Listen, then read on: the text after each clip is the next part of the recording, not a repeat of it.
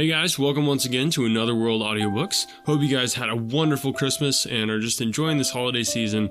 It truly is the most wonderful time of the year, and I hope that this book is just reminding you of the real reason for the season. The transformation that Scrooge undergoes is all about just really understanding that life is not about us. It's about Jesus. It's about serving other people. Hope you guys enjoy these final two chapters and giving you two at a time, so really hope you enjoy it.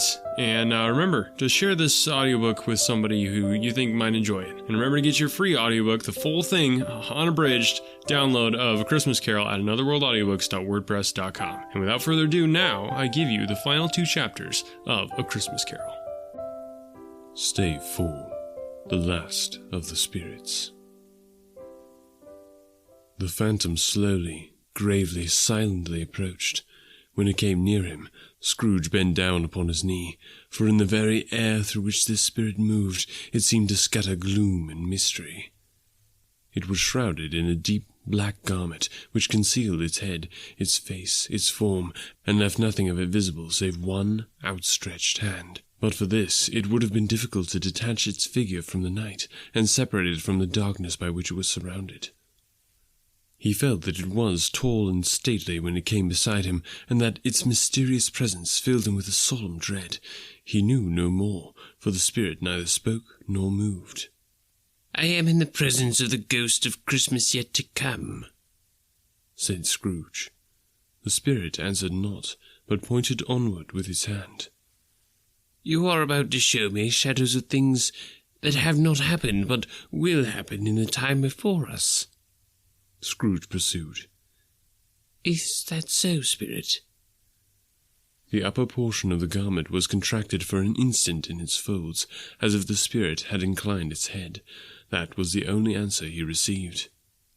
Although well used to ghostly company by this time, Scrooge feared the silent shape so much that his legs trembled beneath him, and he found that he could hardly stand when he prepared to follow it. The spirit paused a moment, as observing his condition and giving him time to recover. But Scrooge was all the worse for this. It thrilled him with a vague, uncertain horror to know that behind the dusky shroud there were ghostly eyes intently fixed upon him, while he, though he stretched his own to the utmost, could see nothing but a spectral hand and one great heap of black.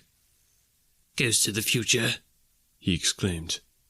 "I fear you more than any spectre I have seen.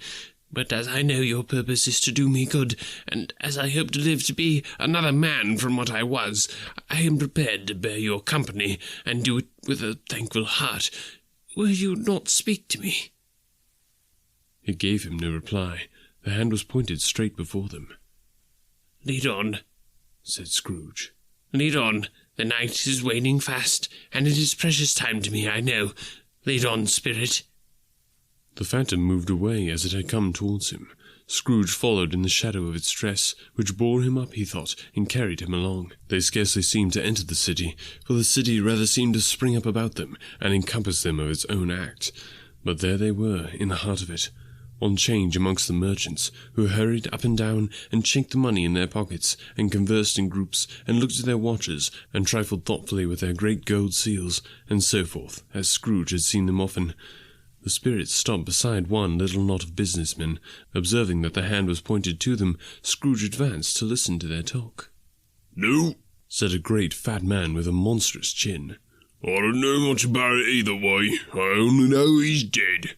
"When did he die?" inquired another. "Last night, I believe." "Why, what was the matter with him?" asked a third, taking a vast quantity of snuff out of a very large snuff-box. "I thought he'd never die." "God knows," said the first with a yawn. "What has he done with his money?" asked a red-faced gentleman with a pendulous excrescence on the end of his nose that shook like the gills of a turkey-cock. "I haven't heard," said the man with the large chin, yawning again. "Left it to his company, perhaps. He hasn't left it to me, that's all I know." This pleasantry was received with a general laugh. "It's very likely to be a very cheap funeral," said the same speaker. "For upon my life, I don't know of anybody that'd go to it. Suppose we make up a party and volunteer." "I don't mind going if a lunch is provided," observed the gentleman with the excrescence on his nose. "But I must be fed if I make one." Another laugh. Well, I'm the most disinterested among you after all, said the first speaker. For I never wear black gloves, and I never eat lunch.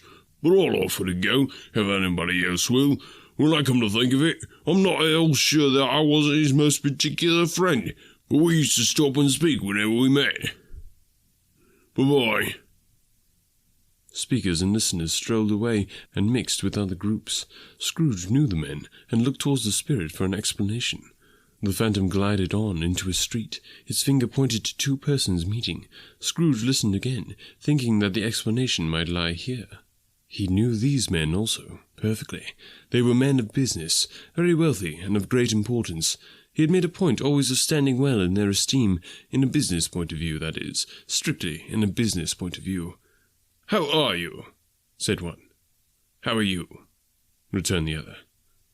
Well, said the first. Old Scratch has got his own at last, eh? So I am told, returned the second. Cold, isn't it? Seasonable for Christmas time. You're not a skater, I suppose? No. Something else to think of. Good morning. Not another word. That was their meeting, their conversation, and their parting. Scrooge was at first inclined to be surprised that the spirit should attach importance to conversations apparently so trivial, but feeling assured that they must have some hidden purpose, he set himself to consider what it was likely to be. They could scarcely be supposed to have any bearing on the death of Jacob, his old partner, for that was past, and this ghost province was the future.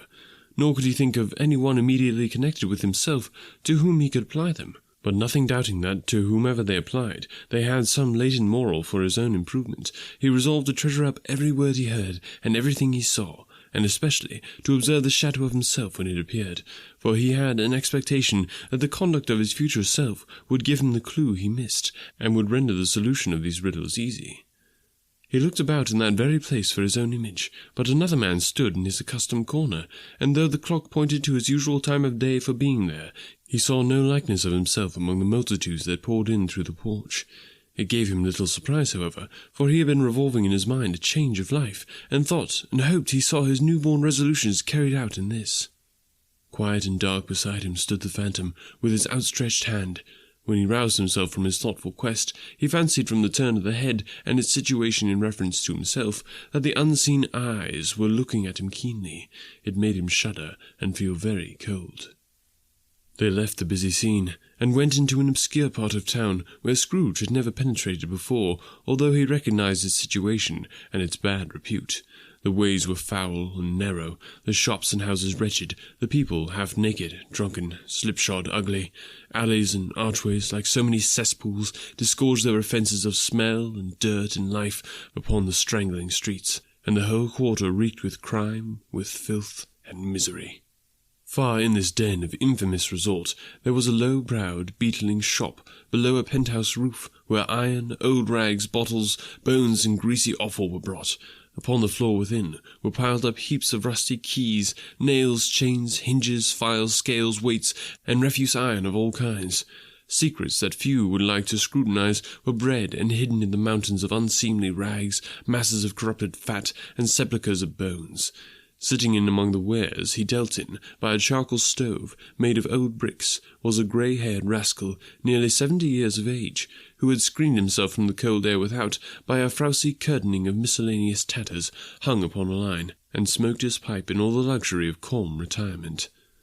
Scrooge and the phantom came into the presence of this man just as a woman with a heavy bundle slunk into the shop, but she had scarcely entered when another woman, similarly laden, came in too, and she was closely followed by a man in faded black, who was no less startled by the sight of them than they had been upon the recognition of each other. After a short period of blank astonishment, in which the old man with the pipe had joined them, they all three burst into a laugh. "Let the charwoman alone to be the first," cried she who had entered first. "Let the laundress alone to be the second, and let the undertaker's man alone to be the third. Look here, old Joe, here's a chance. If we haven't all three met here without meaning it." "You couldn't have met in a better place," said old Joe, removing his pipe from his mouth. "Come into the parlour. You were made free of it long ago, you know, and the other two ain't strangers. Stop till I shut the door of the shop. Oh, how it shrieks! There ain't such a rusty bit of metal in the place as its own hinges, I believe, and I'm sure there's no such old bones here as mine. We're all suitable to our calling, well matched. Come into the parlour, come into the parlour. The parlour was the space behind the screen of rags. The old man raked the fire together with an old stair rod, and having trimmed his smoky lamp, for it was night, with the stem of his pipe, put it in his mouth again. While he did this, the woman who had already spoken threw her bundle on the floor, and sat down in a flaunting manner on a stool, crossing her elbows on her knees, and looking with a bold defiance at the other two. "What odds, Mrs. Dilber?" said the woman. "Every person has a right to take care of themselves. He always did." "That's true indeed," said the laundress. "No man more." "Why then, don't stand staring as if you were afraid, woman. Who's the wiser? We're not going to pick holes in each other's coats, I suppose." "No, indeed," said Mrs. Dilber and the man together. "We should hope not." "Very well, then," cried the woman. "That's enough. Who's the worse for the loss of a few things like these? Not a dead man, I suppose?" "No, indeed," said Mrs. Dilber, laughing. "If he wanted to keep him after he was dead, a wicked old screw," pursued the woman. "Why wasn't he natural in his lifetime? If he had been, he'd have had somebody to look after him when he was struck with death, instead of lying gasping out on his last there, alone by himself." "It's the truest words that ever spoke," said Mrs. Dilber. "It's a judgment on him." "I wish it had been a little heavier judgment," replied the woman. "And it should have been, you may depend on it, if I could have laid my hands on anything else. Open that bundle, old Joe, and let me know the value of it. Speak out plain. I'm not afraid to be the first, nor afraid for them to see it. We know pretty well that we were helping ourselves before we met here, I believe. It's no sin. Open the bundle, Joe." Well, the gallantry of her friends would not allow of this, and the man in faded black, mounting the breach first, produced his plunder. It was not extensive. A seal or two, a pencil case, a pair of sleeve buttons, and a brooch of no great value were all. They were severally examined and appraised by old Joe, who chalked the sums he was disposed to give for each upon the wall, and added them into a total when he found there was nothing more to come. "That's your account," said Joe. "I wouldn't give another sixpence if I was to be bored for not doing it. Who's next?" Mrs. Dilber was next. Sheets and towels, a little wearing apparel, 2 old-fashioned silver teaspoons, a pair of sugar tongs, and a few boots. Her account was stated on the wall in the same manner. "I always give too much to ladies. It's a weakness of mine, and that's the way I ruin myself," said old Joe. "That's your account. If you asked me for another penny and made it an open question, I'd repent of being so liberal and knock off half a crown." "And now do my bundle, Joe," said the first woman. Joe went down on his knees for the greater convenience of opening it, and having unfastened a great many knots, dragged out a large and heavy roll of some dark stuff. "What do you call this?" said Joe. "Bed curtains." "Ah," returned the woman, laughing and leaning forward on her crossed arms. "bed curtains." "You don't mean to say you took 'em down, rings and all, with him lying there?" said Joe. "Yes, I do," replied the woman. "Why not?" "You were born to make your fortune," said Joe. "and you'll certainly do it." "I certainly shan't hold my hand when I can get anything in it by reaching out for the sake of such a man as he was. I promise you, Joe," returned the woman coolly. "Don't drop that oil upon the blankets now." "His blankets?" asked Joe. "Whose else do you think?" replied the woman. "He isn't likely to take cold without 'em, I dare say." "I hope he didn't die of anything catching, eh?" said old Joe, stopping in his work and looking up. "Don't you be afraid of that," returned the woman. "I ain't so fond of his company that I'd loiter about him for such things if he did. Ah, you may look through that shirt till your eyes ache, but you won't find a hole in it, nor a threadbare place. It's the best he had, and a fine one too. They'd have wasted it if it hadn't been for me." "What do you call wasting of it?" asked old Joe. "Putting it on him to be buried in, to be sure," replied the woman with a laugh. "Somebody was fool enough to do it, but I took it off again. If calico ain't good enough for such a purpose, it isn't good enough for anything. It's quite as becoming to the body. He can't look uglier than he did in that one." Scrooge listened to this dialogue in horror. As they sat grouped about their spoil in the scanty light afforded by the old man's lamp, he viewed them with a detestation and disgust which could hardly have been greater, though they had been obscene demons marketing the corpse itself. "Ha ha!" laughed the same woman, when old Joe, producing a flannel bag with money in it, told out their several gains upon the ground. "This is the end of it, you see. He frightened everyone away from him when he was alive, to profit us when he was dead. "Spirit," said Scrooge, shuddering from head to foot. I see. The case of this unhappy man might be my own. My life tends that way now. Merciful heaven, what is this?" He recoiled in terror, for the scene had changed, and now he almost touched a bed, a bare, uncurtained bed, on which, beneath a ragged sheet, there lay something covered up, which, though it was dumb, announced itself in awful language. The room was very dark, too dark to be observed with any accuracy, though Scrooge glanced round it in obedience to a secret impulse, anxious to know what kind of room it was.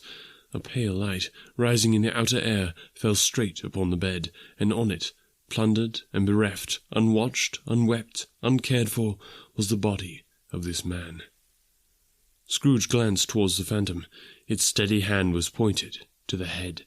The cover was so carelessly adjusted that the slightest raising of it, the motion of a finger upon Scrooge's part, would have disclosed the face. He thought of it, felt how easy it would be to do, and longed to do it, but had no more power to withdraw the veil than to dismiss the spectre at his side. O cold, cold, rigid, dreadful death, set upon thine altar here, and dress it with such terrors as thou hast at thy command, for this is thy dominion. But of the loved, revered, and honoured head thou canst not turn one hair to thy dread purposes, or make one feature odious. It is not that the hand is heavy, and will fall down when released. It is not that the heart and pulse are still, but that the hand was open, generous and true, the heart brave, warm, and tender, and the pulse a man's.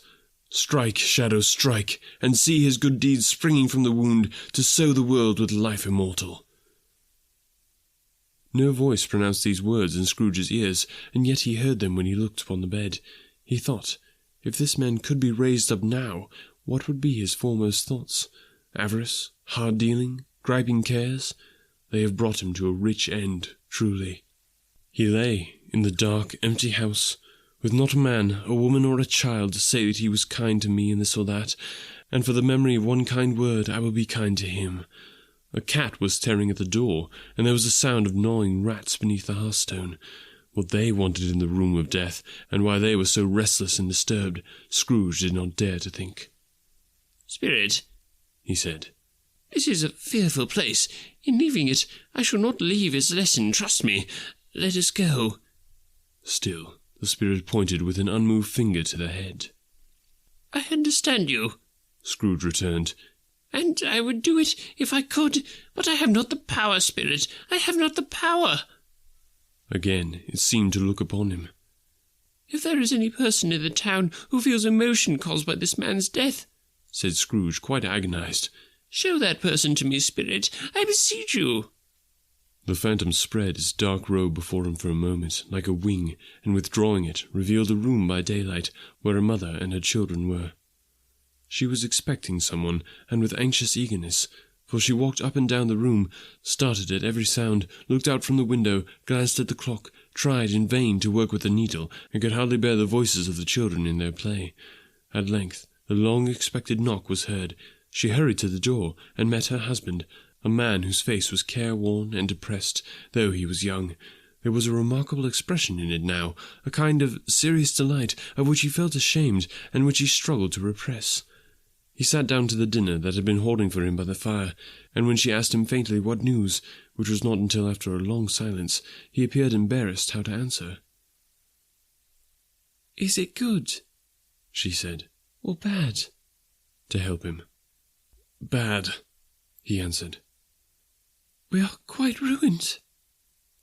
"No, there is hope yet, Caroline." "If he relents," she said, amazed. "There is. Nothing is past hope if such a miracle has happened." "He is past relenting," said her husband. "He is dead." She was a mild and patient creature if her face spoke truth, but she was thankful in her soul to hear it, and she said so with clasped hands. She prayed forgiveness the next moment and was sorry, but the first was the emotion of her heart. What the half-drunken woman whom I told you of last night said to me when I tried to see him and obtain a week's delay, in what I thought was a mere excuse to avoid me, turns out to have been quite true. He was not only very ill, but dying then. To whom will our debt be transferred? I don't know, but before that time we shall be ready with the money, and even though we were not, it would be a bad fortune indeed to find so merciless a creditor in this successor. We may sleep tonight with light hearts, Caroline. Yes, soften it as they would, their hearts were lighter. The children's faces, hushed and clustered round to hear what they so little understood, were brighter, and it was a happier house for this man's death. The only emotion that the ghost could show him, caused by the event, was one of pleasure. Let me see some tenderness connected with the death, said Scrooge. Or that dark chamber spirit which we left just now will be ever present to me. The ghost conducted him through several streets familiar to his feet, and as they went along, Scrooge looked here and there to find himself, but nowhere was he to be seen. They entered poor Bob Cratchit's house, the dwelling he had visited before, and found the mother and the children seated round the fire. Quiet, very quiet. The noisy little Cratchits were as still as statues in one corner, and sat looking up at Peter, who had a book before him. The mother and her daughters were engaged in sewing, but surely they were very quiet. And he took a child and set him in the midst of them. Where had Scrooge heard those words? He had not dreamed them. The boy must have read them out, as he and the spirit crossed the threshold. Why did he not go on? The mother laid her work upon the table, and put her hands up to her face. The colour hurts my eyes, she said. The colour. Ah, poor Tiny Tim. They're better now again, said Cratchit's wife. It makes them weak by candlelight. I wouldn't show weak eyes to your father when he comes home for the world. It must be near his time. Past it, rather, Peter answered, shutting up his book. But I think he's walked a little slower than he used to these last few evenings, Mother. They were very quiet again. At last she said in a steady, cheerful voice that only faltered once. I have known him to walk with Tiny Tim upon his shoulder very fast indeed. And so have I, cried Peter. Often. And so have I, exclaimed another. So had all. But he was very light to carry, she resumed, intent upon her work. His father loved him so. That was no trouble. No trouble. Oh, and there is your father at the door. She hurried out to meet him, and little Bob, in his comforter, he had need of it, poor fellow, came in. His tea was ready for him on the hob, and they all tried who should help him to it the most.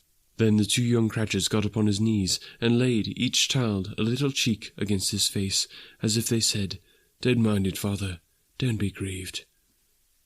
Bob was very cheerful with them, and spoke pleasantly to all the family. He looked at the work upon the table, and praised the industry and speed of Mrs. Cratchit and the girls. They would be done long before Sunday, he said. Sunday? You went today, then, Robert? said his wife. Yes, my dear, returned Bob. I wish you could have gone. It would have done you good to see how green a place it is. But you'll see, Orphan. I promised him that I would walk there on a Sunday. My little child, cried Bob. My little child. He broke down all at once. He couldn't help it. If he could have helped it, he and his child would have been farther apart perhaps than they were. He left the room and went upstairs into the room above, which was lighted cheerfully and hung with Christmas. There was a chair set close beside the child, and there were signs of someone having been there lately. Poor Bob sat down in it, and when he had thought a little and composed himself, he kissed the little face. He was reconciled to what had happened, and went down again, quite happy. They drew about the fire and talked, the girls and mother working still. Bob told them of the extraordinary kindness of Mr. Scrooge's nephew, whom he had scarcely seen but once, and who, meeting him in the street that day, and seeing that he looked just a little down, you know, said Bob, inquired what had happened to distress him. On which, said Bob, for he is the pleasantest spoken gentleman you ever heard. I told him, I am heartily sorry for it, Mr. Cratchit, he said, and heartily sorry for your good wife. By the by, how he ever knew that, I don't know. Knew what, dear? Why, that you were a good wife, replied Bob. Everybody knows that, said Peter. Very well observed, my boy, cried Bob. I hope they do. Heartily sorry, he said, for your good wife. If I can be of any service to you in any way, he said, giving me his card. That's where I live. Pray come to me. Now, it wasn't, cried Bob, for the sake of anything he might be able to do for us, so much as for his kind way, that this was quite delightful. It really seemed as if he had known our Tiny Tim and felt with us. I'm sure he's a good soul, cried Mrs. Cratchit. You would be surer of it, my dear, returned Bob. If you saw and spoke to him, I shouldn't be at all surprised, mark what I say, if he got Peter a better situation. Only hear that, Peter, said Mrs. Cratchit. And then, cried one of the girls, Peter will be keeping company with someone and setting up for himself. Get along with you, retorted Peter, grinning. It's just as likely as not, said Bob. One of these days, though there's plenty of time for that, my dear. But however and whenever we part from one another, I'm sure we shall none of us forget poor Tiny Tim, shall we, or this first parting that there was among us? Never, father, cried they all. And I know, said Bob, I know, my dears, that when we recollect how patient and how mild he was, although he was a little child, we shall not quarrel easily among ourselves and forget poor Tiny Tim in doing it. No, never, father, they all cried again. I'm very happy, said little Bob. I'm very happy. Mrs. Cratchit kissed him, his daughters kissed him, the two young Cratchits kissed him, and Peter and himself shook hands. Spirit of Tiny Tim, thy childish essence was from God. Spectre, said Scrooge, something informs me that our parting moment is at hand. I know it, but I know not how. Tell me what man that was whom we saw lying dead. The ghost of Christmas yet to come conveyed him, as before, though at a different time, he thought. Indeed, there seemed no order in these latter visions, save that they were in the future, into the resorts of business men, but showed him not himself. Indeed, the spirit did not stay for anything, but went straight on, as to the end just now desired, until besought by Scrooge to tarry for a moment. This court, said Scrooge, through which we hurry now, is where my place of occupation is, and has been for a length of time. I see the house. Let me behold what I shall be in days to come. The spirit stopped. The hand was pointed elsewhere. The house is yonder, Scrooge exclaimed. Why do you point away? The inexorable finger underwent no change. Scrooge hastened to the window of his office and looked in. It was an office still, but not his. The furniture was not the same, and the figure in the chair was not himself. The phantom pointed as before. He joined it once again, and wondering why and whither he had gone, accompanied it until they reached an iron gate. He paused to look round before entering. A churchyard. Here, then, the wretched man whose name he had now to learn lay underneath the ground. It was a worthy place, walled in by houses, overrun by grass and weeds, the growth of vegetation's death, not life, choked up with too much burying, fat with repleted appetite. A worthy place. The spirit stood among the graves and pointed down to one. He advanced towards it, trembling. The phantom was exactly as it had been, but he dreaded that he saw new meaning in its solemn shape. Before I draw near to that stone to which you point, said Scrooge, answer me one question. Are these the shadows of things that will be, or are they shadows of things that may be only? Still, the ghost pointed downward to the grave by which it stood. Men's courses will foreshadow certain ends, to which, if persevered in, they must lead, said Scrooge. But if the courses be departed from, the ends will change. Say it is thus with what you show me. The spirit was immovable as ever. Scrooge crept towards it, trembling as he went, and following the finger, read upon the stone of the neglected grave his own name. Ebenezer Scrooge. Am I that man who lay upon the bed?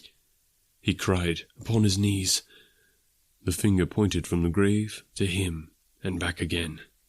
No, spirit! Oh, no, no! The finger still was there. Spirit! He cried, tight clutching at his robe. Hear me! I am not the man I was. I will not be the man I must have been but for this intercourse. Why show me this if I have past all hope? For the first time, the hand appeared to shake. Good spirit, he pursued, as down upon the ground he fell before it. Your nature intercedes for me and pities me. Assure me that I yet may change these shadows you have shown me by an altered life. The kind hand trembled. I will roll a Christmas in my heart and try to keep it all the year. I will live in the past, the present, and the future. The spirits of all three shall strive within me. I will not shut out the lessons that they teach. Oh, tell me that I may sponge away the writing on this stone. In his agony, he caught the spectral hand. It sought to free itself, but he was strong in his entreaty, and detained it. The spirit, stronger yet, repulsed him. Holding up his hands in a last prayer to have his fate reversed, he saw an alteration in the phantom's hood and dress. It shrunk, collapsed, and dwindled down into a bedpost. Stave 5. The end of it. Yes! And the bedpost was his own. The bed was his own. The room was his own. Best and happiest of all, the time before him was his own, to make amends in. I will live in the past, the present, and the future, Scrooge repeated as he scrambled out of bed. The spirits of all three shall strive within me. Oh, Jacob Marley, heaven and the Christmas time be praised for this. I say it on my knees, oh Jacob, on my knees. He was so fluttered and so glowing with his good intentions that his broken voice would scarcely answer to his call. He had been sobbing violently in his conflict with the spirit, and his face was wet with tears. "They are not torn down," cried Scrooge, folding one of his bed curtains in his arms. "They are not torn down, rings and all. They are here. I am here. The shadows of the things that would have been may be dispelled. They will be. I know they will." His hands were busy with his garments all this time, turning them inside out, putting them on upside down, tearing them, mislaying them, making them parties to every kind of extravagance. "I don't know what to do," cried Scrooge, laughing and crying in the same breath, and making a perfect lacoon of himself with his stockings. "I'm light as a feather. I'm happy as an angel. I'm as merry as a schoolboy. I'm as giddy as a drunken man. A Merry Christmas to everybody. A Happy New Year to all the world. Halloo here, hoop-halloo." He had frisked into the sitting room, and was now standing there, perfectly winded. "There's the saucepan that the gruel was in," cried Scrooge, starting off again, and going round the fireplace. "There's the door by which the ghost of Jacob Marley entered. There's the corner where the ghost of Christmas present sat. There's the window where I saw the wandering spirits. It's all right. It's all true. It all happened. Ha ha ha!"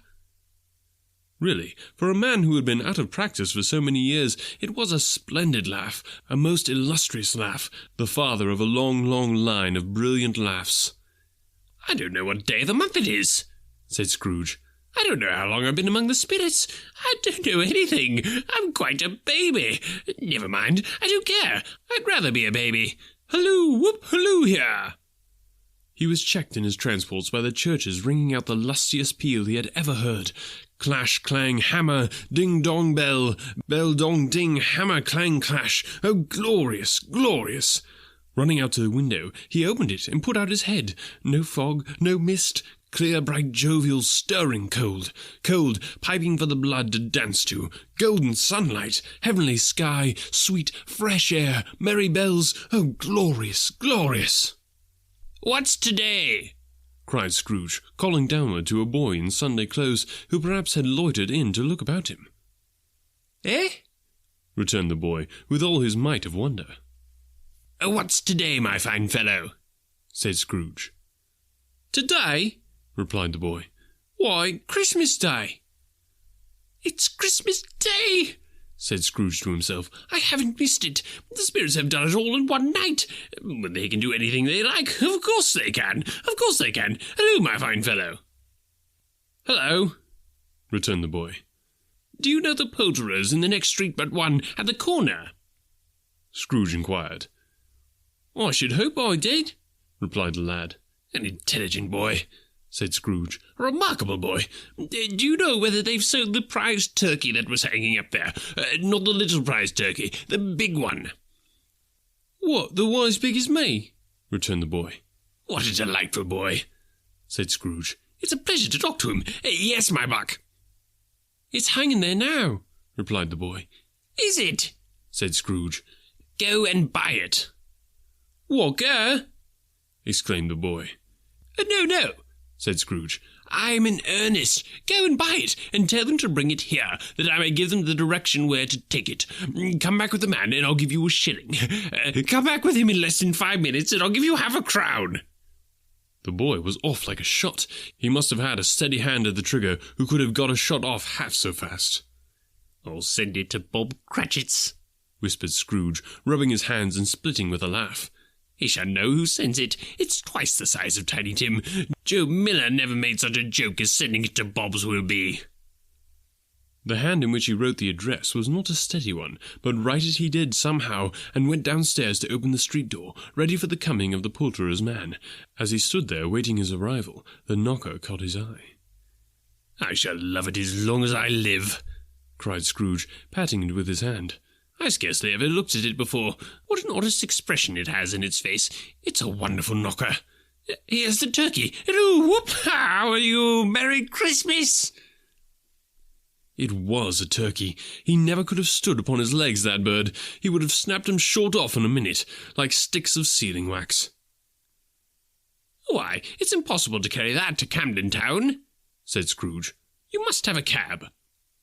The chuckle with which he said this, and the chuckle with which he paid for the turkey, and the chuckle with which he paid for the cab, and the chuckle with which he recompensed the boy, were only to be exceeded by the chuckle with which he sat down breathless in his chair again, and chuckled till he cried. Shaving was not an easy task, for his hand continued to shake very much, and shaving requires attention, even when you don't dance while you're at it. But if he had cut off the end of his nose, he would have put a piece of sticking plaster over it and been quite satisfied.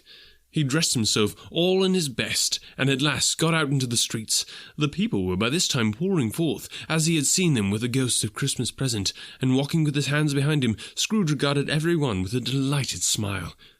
He looked so irresistibly pleasant, in a word, that 3 or 4 good-humoured fellows said, "Good morning, sir, and Merry Christmas to you."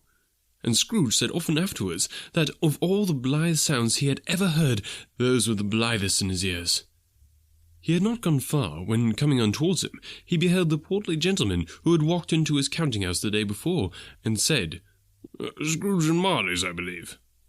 It sent a pang across his heart to think how this old gentleman would look upon him when they met, but he knew what path lay straight before him, and he took it. My dear sir," said Scrooge, quickening his pace, and taking the old gentleman by both his hands. "I hope you succeeded yesterday. It was very kind of you.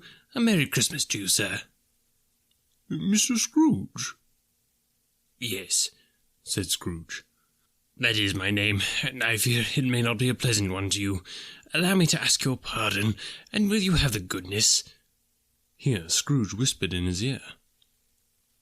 "Lord bless me!" cried the gentleman, as if his breath were taken away. "My dear Mr. Scrooge, are you serious?" "If you please," said Scrooge. "Not a farthing less. A great many back payments are included in it, I assure you. Will you do me that favour?" "My dear sir," said the other, shaking hands with him, "I don't know what to say to such munificent—" "Don't say anything, please," retorted Scrooge. "Come and see me. Will you come and see me?" "I will," cried the old gentleman, and it was clear he meant to do it. "Thank ye," said Scrooge. "I'm much obliged to you. I thank you 50 times. Bless you."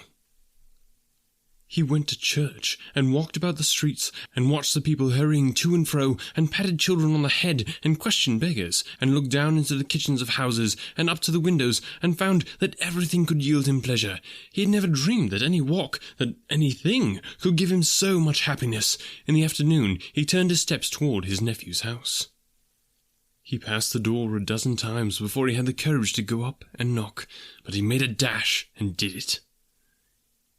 "Is your master at home, my dear?" said Scrooge to the girl. Nice girl, very. "Oh, yes, sir." "Where is he, my love?" said Scrooge. "He's in the dining room, sir, along with mistress. I'll show you upstairs, if you please." "Thank ye. He knows me," said Scrooge, with his hand already on the dining room lock. "I'll go in here, my dear." He turned it gently and sidled his face in round the door.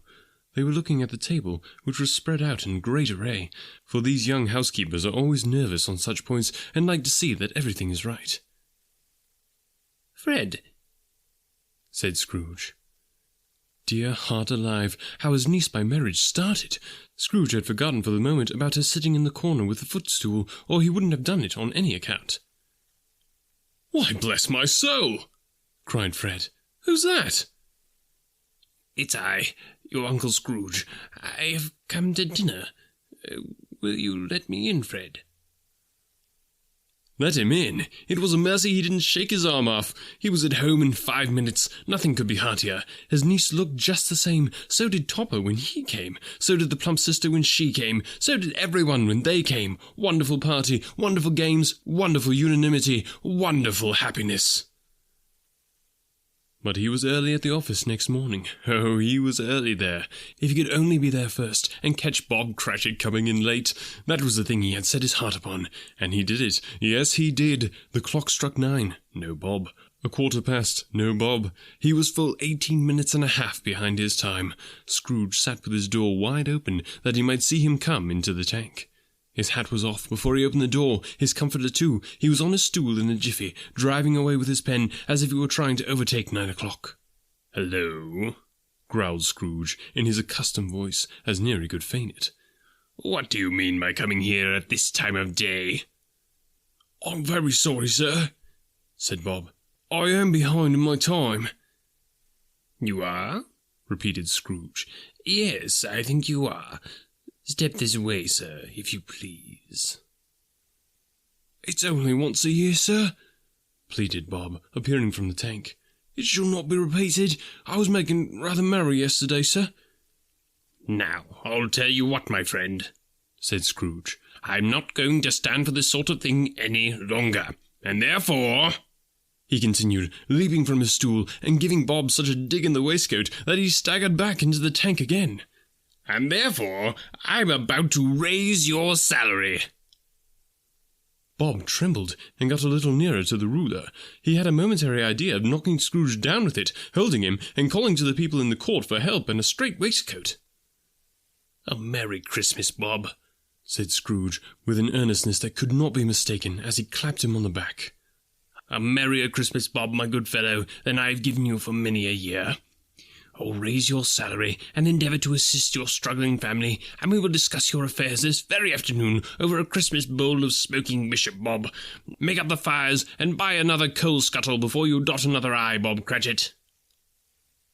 Scrooge was better than his word. He did it all, and infinitely more, and to Tiny Tim, who did not die, he was a second father. He became as good a friend, as good a master, and as good a man as the good old city knew, or any other good old city, town, or borough in the good old world.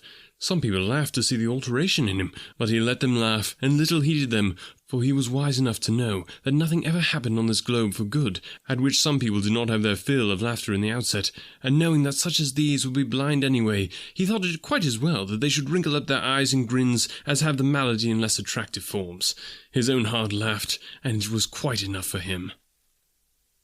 He had no further intercourse with spirits, but lived upon the total abstinence principle ever afterwards, and it was always said of him that he knew how to keep Christmas well, if any man alive possessed the knowledge. May that be truly said of us, and all of us, and so, as Tiny Tim observed, God bless us, everyone. The end. All right, we have come to the end of A Christmas Carol. I hope you guys enjoyed this production. I loved recording it. It was so much fun. I'm so excited to be getting back into Sherlock. So we're starting a new year, Another World Audiobooks. We're going into our second year of producing free, high-quality audiobooks for you guys. And we've just continued to grow and just so appreciate your support. Remember, get your free audiobook at anotherworldaudiobooks.wordpress.com/free. Go ahead and tap the artwork on the podcast, and then you'll be able to see the link right there in the show notes for this episode. Thanks, guys, so much for listening and spreading the word about the podcast. Talk to you next time.